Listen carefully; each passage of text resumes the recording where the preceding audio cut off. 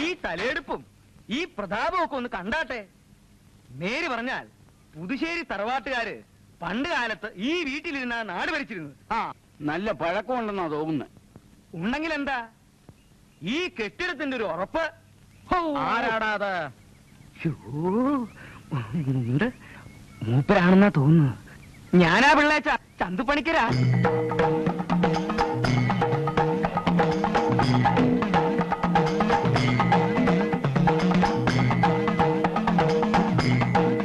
ചന്തുവായാലും കിന്തുവായാലും വീട് വിൽക്കുന്നില്ല എന്നാണ് എന്റെ പുതിയ തീരുമാനം.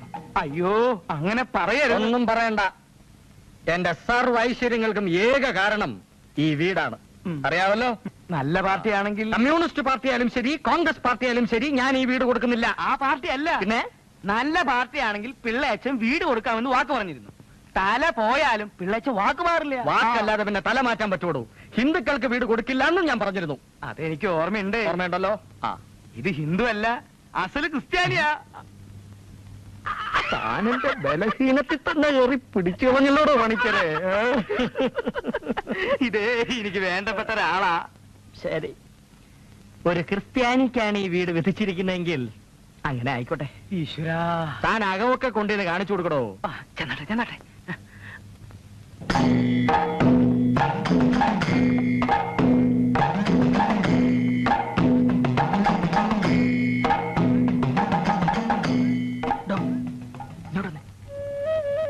ആ തെണ്ടി അയ്യപ്പനോ മറ്റോ കാർ ഇങ്ങോട്ട് വരുന്ന കണ്ടോ?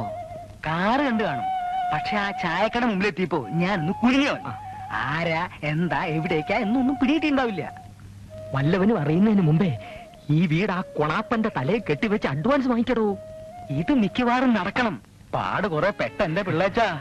എങ്ങനെയെങ്കിലും നടക്കട്ടെ എന്ന് വിചാരിച്ചിട്ടാ, അല്ലാണ്ട് ഞാനൊന്നും ആഗ്രഹിച്ചിട്ടല്ലേ. ആ, മനസ്സിലായി.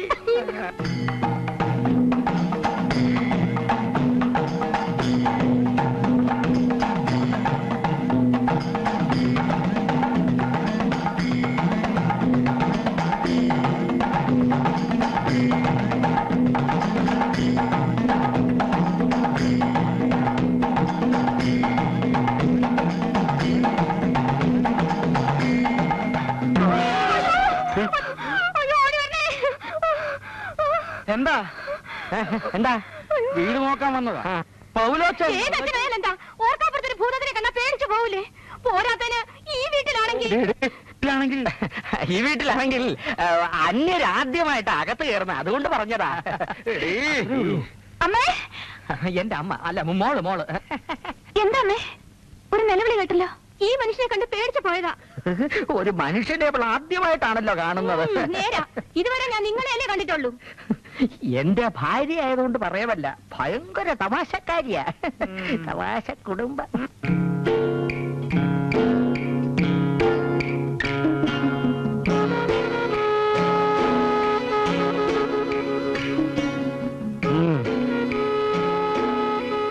ഒരു കാര്യം കലക്കാൻ പോകുമ്പോ നേരായ വഴിയെ പോകാൻ പാടില്ല. ഞാൻ പറഞ്ഞ പോയിന്റ് എനിക്ക് മനസ്സിലായോ? അതുകൊണ്ട് വളഞ്ഞ വഴിയെ പോകാം. ഹനുമാൻ ലങ്കയാടിയപ്പോ അയ്യപ്പൻ മതിലയാടുന്നു, അത്രേ ഉള്ളൂ സംഭവം.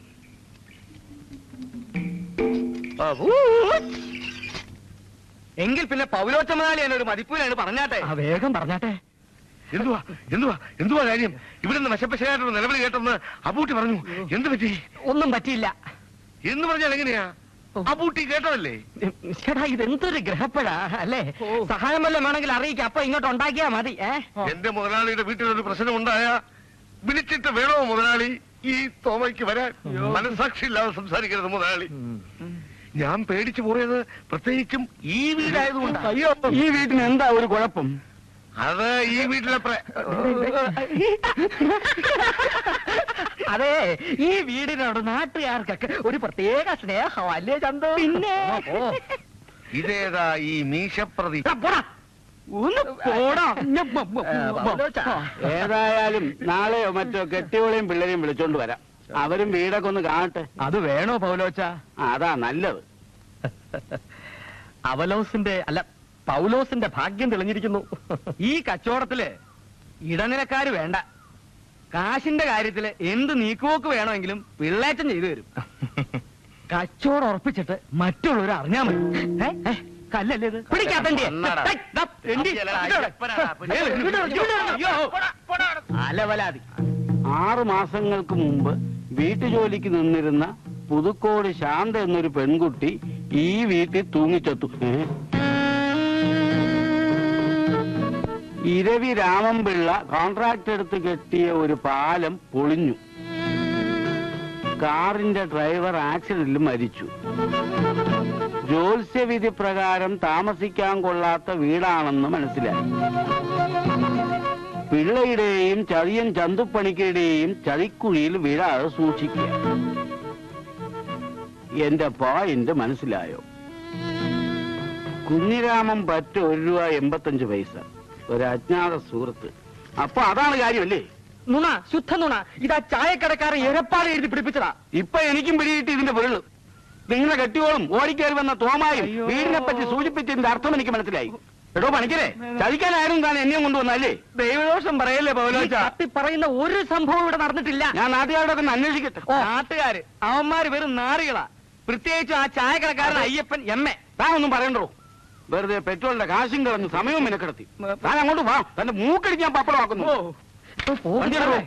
അപ്പോ ഞാൻ ഒരു കാര്യം ചെയ്യാം. മാറി നമുക്ക് മറ്റേ ഈ മുതലി അതും പോയി. നമുക്കപ്പോ മറ്റേ